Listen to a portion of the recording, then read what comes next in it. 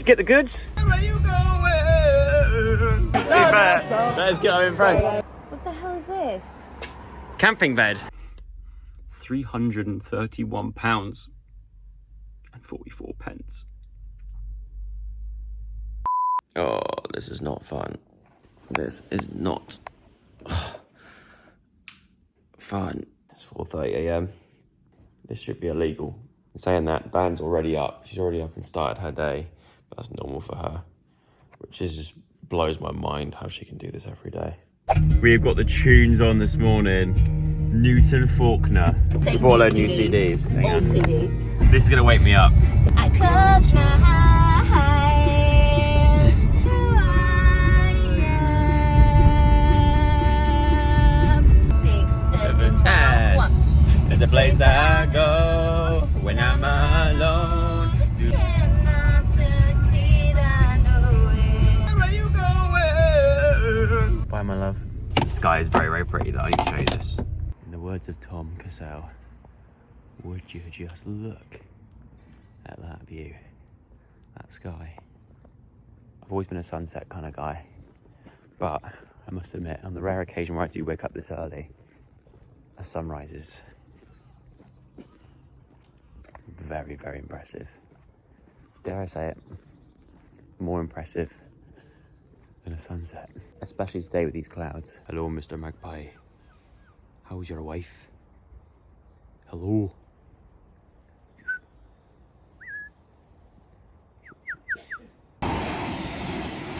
I really hope that wasn't my train.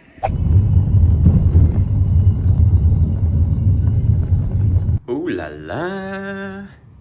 I've arrived at my hotel in Edinburgh. I love Edinburgh. Very, very nice. Very pleased with this. It's hard to remember the place we stayed in last time. I thought this was the same place as last time. Turns out it's not. This place is the other side of the town.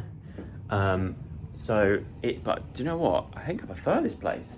It's cozy, although first thing I've had to do is change this because I need it on as warm as it will go. Please allow a few minutes for warm air to commence. Okay, right, get warm. Please, get warm. Because I do believe I'm one of the only people in Edinburgh wearing shorts right now, and that needs to change. I packed just this bag full of clothes and bits and bobs, but I'm pretty sure I didn't bring anything that's actually that warm. And I checked the weather before leaving, and it said like 19 to 21 degrees, and I was like, oh, perfect, that's fine. That's basically what it's like in London. Turns out it's not. It's just naturally colder up here, I swear. Nearly forgot, the first thing you must always do when in a hotel in Scotland is raid them of all their shortbread. I'm back, baby. Here we are in Edinburgh. TV festival, but also right in the heart of comedy festival as well, the Fringe Festival. And there's so many people dishing out flyers, even at like 11 a.m. I'm trying to think, I don't want any flyers. No offense, I don't want any flyers just yet. So I just need to get to where I've got to get to. But what's like the most polite way of telling somebody that you don't want a flyer? I just made eye contact with an extremely drunk man. Once again, this is still 11:15 a.m. And he was staggering all over the place. And he shouted, "Excuse me," at me. And I panicked, and I think I now need to change my pants already. 25 minutes later, I have made it. So like that is not where I need to be right now. That is where I need to be. Hello. Character 7, Stephen Garrett, executive producer of the upcoming stylish thriller Culprits, and a trusted TV presenter. 23 years later, turns out they were wrong. So many top presenter roles from entertainment and feature shows. You know you're in Scotland when they've got not just Iron Brew, but they've got Iron Brew ice cream flavour. Ooh, what do I want? What do I want? Too much choice. There he is, man of the hour.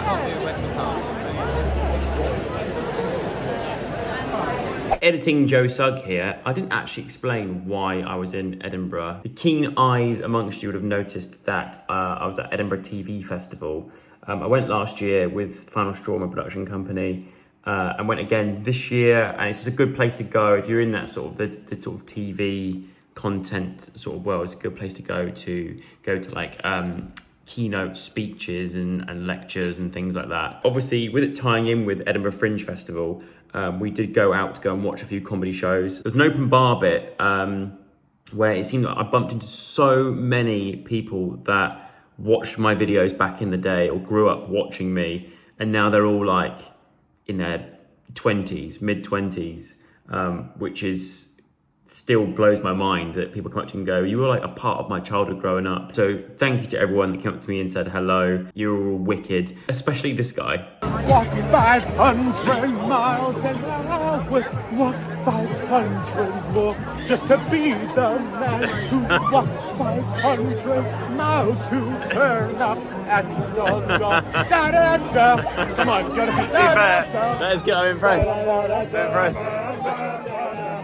Yeah. Oh my God, I'm so sorry. I don't think he watched me growing up. I think he was just very, very eager to perform for us. So thank you for that. And also for the third time now, I went to go and see a improv group called Baby Wants Candy. Saw him once in LA for the first time, then saw him again at the Fringe last year. They are just wicked. I've tried to find stuff of theirs online. They have got a YouTube channel, but in terms of like improv comedy, it's some of the best that I've watched. And I think actually of the 3 shows that I've seen of theirs, this one that I watched was the best. Although I didn't film any of it, obviously. There's a little clip of the band sort of getting ready. It's like musical improv. So they take like a cue from the crowd of like a musical that the crowd invents, like with a play on words with, so for example, it could be instead of Matilda, Matilturd or something.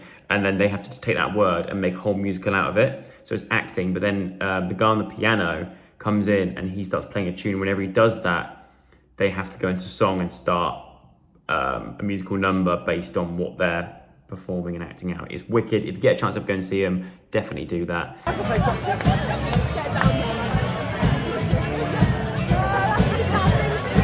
But anyway, on with the vlog. Good morning. Right, art piece is officially finished. The Mod Podge worked an absolute treat. There's still certain bits that have sort of rose up like this, but actually they're solid now. So at least they're sort of stuck down in place, but now it feels like really super sheeny, shiny on top. I'm very glad with how it turned out. So now I'm gonna take it to a framer's and that's it, done. Right, it's in.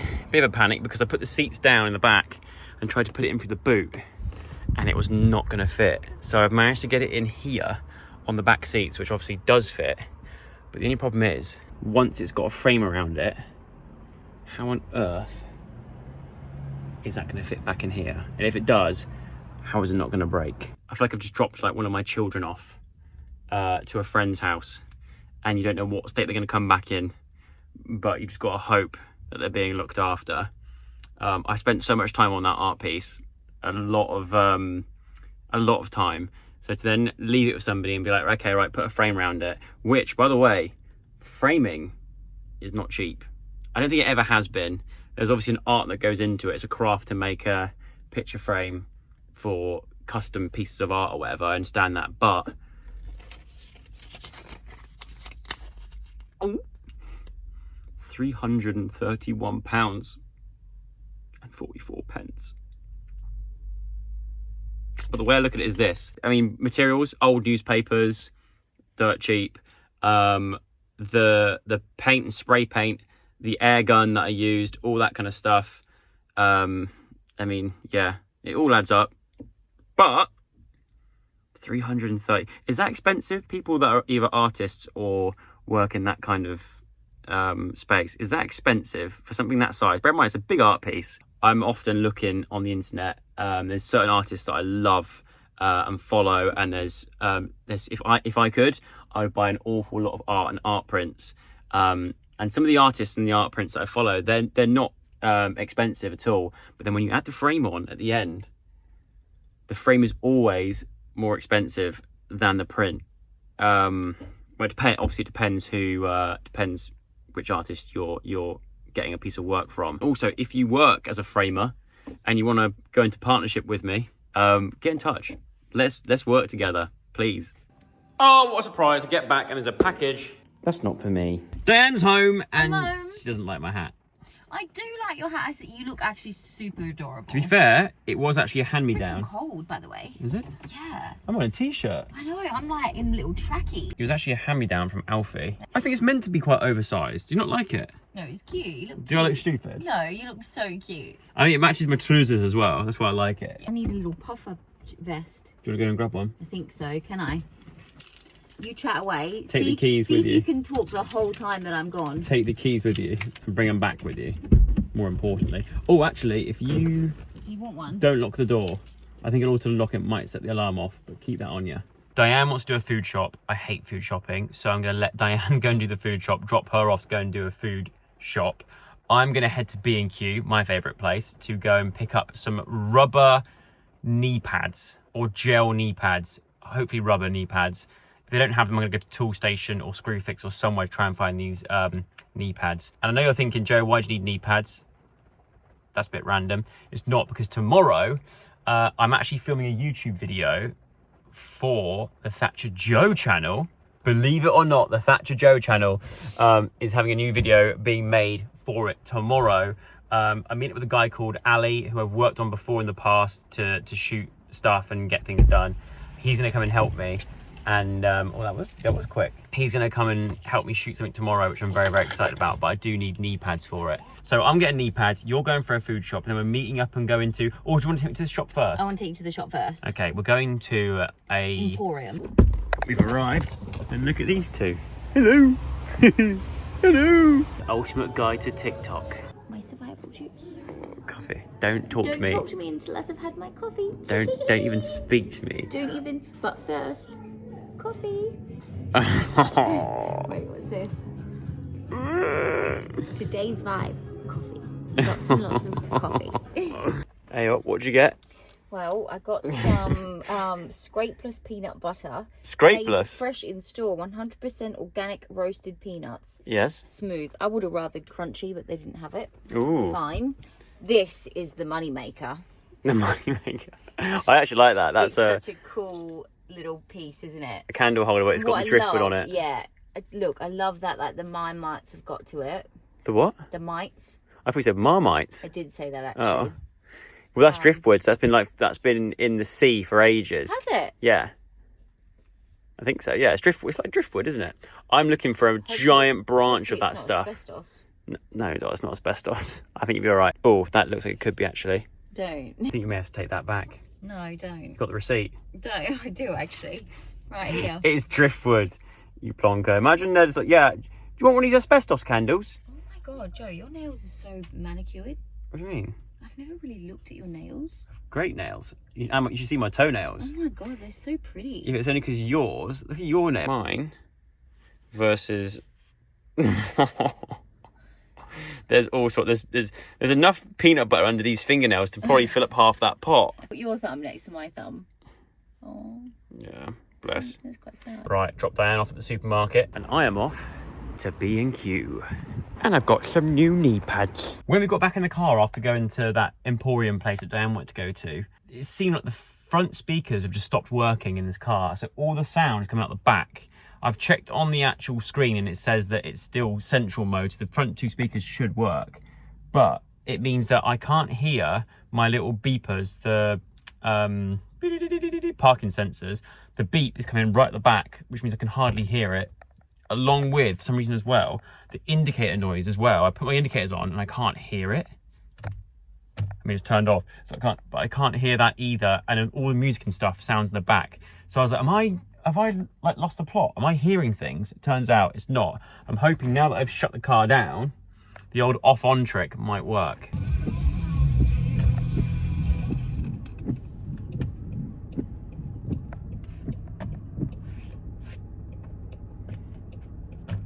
Okay, the off-on trick seems to have worked. That is so weird. It saved me a trip to the garage to try and figure out what's going on with the speakers. Oh, here she is. Oh. Did you get the goods? Yes. Nice one. I got you lunchbox snacks. Lunchbox snacks. Oh, you sat on my new. Oh no. Knee pads. Ah. And did you hear that beep? Can you get it off? I fixed my the. back? What did you fix? The sound on this. I managed to sort it out. Oh, great. Yeah.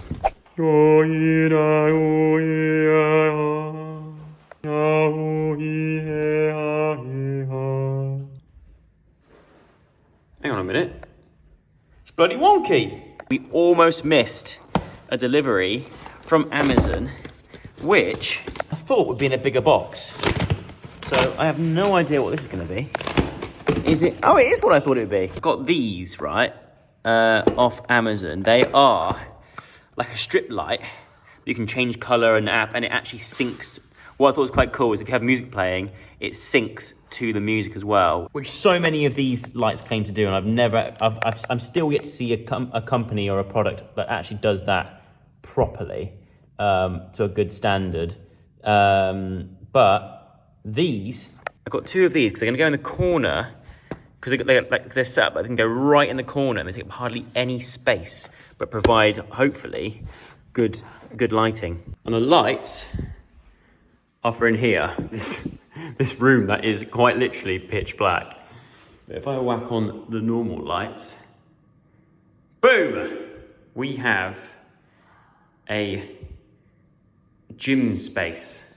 And also this room is mainly used for turning the lights off, turning this on, and then it becomes, go on, start up, there we go. Then it becomes Ottily's dance studio / disco room. But unfortunately, that's going to change soon because we have put an order in to get a load of new gym equipment. So that's going to come hopefully before the end of September. So this room for now is looking quite bare and completely not finished yet.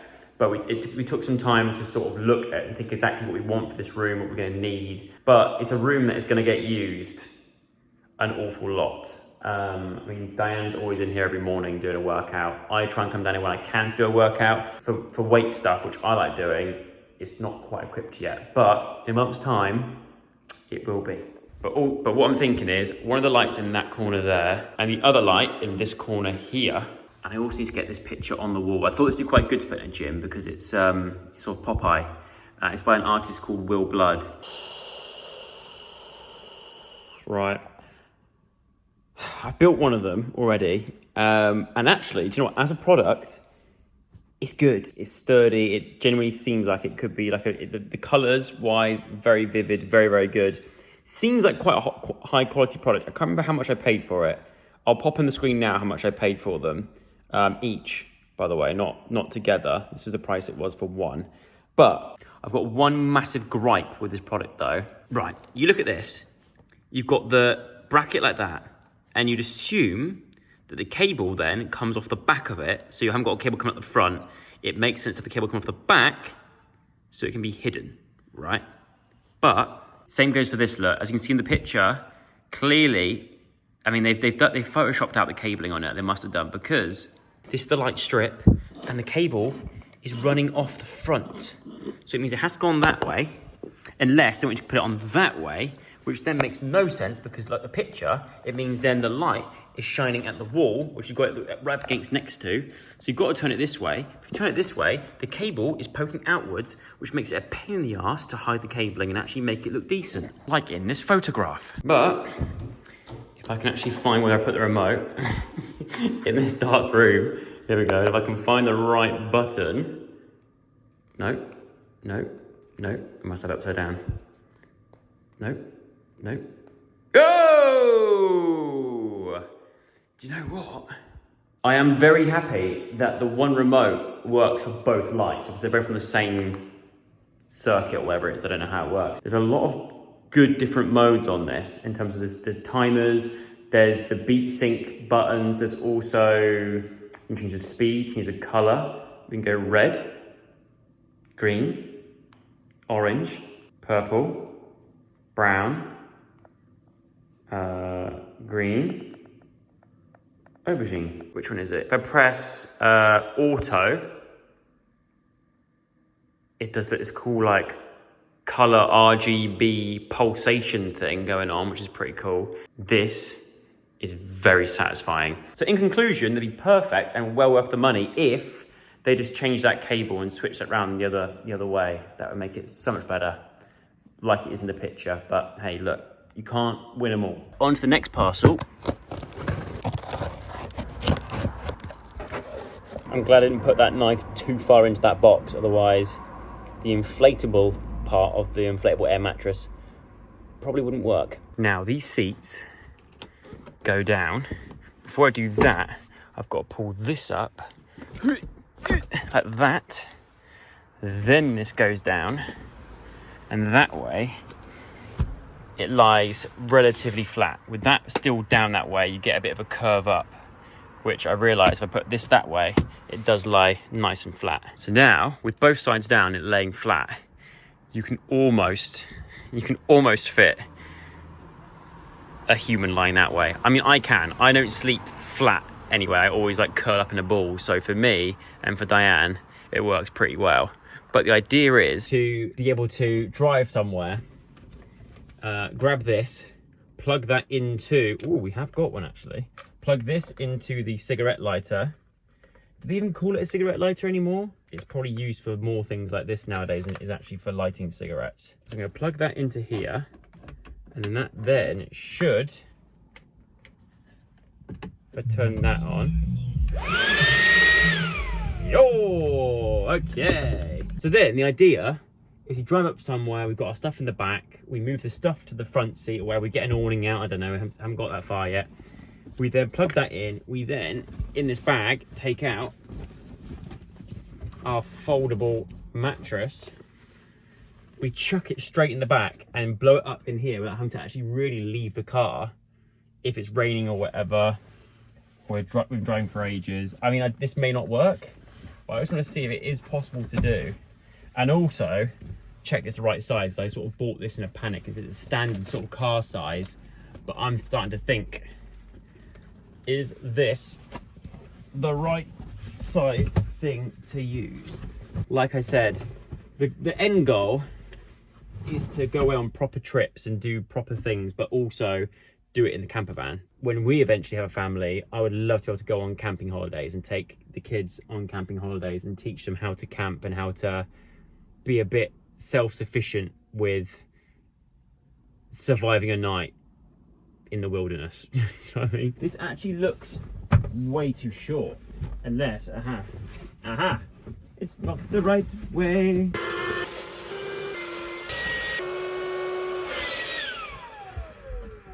That's doing it inside the car. If it's chucking down rain, you can do it inside the car without having to actually leave the Defender.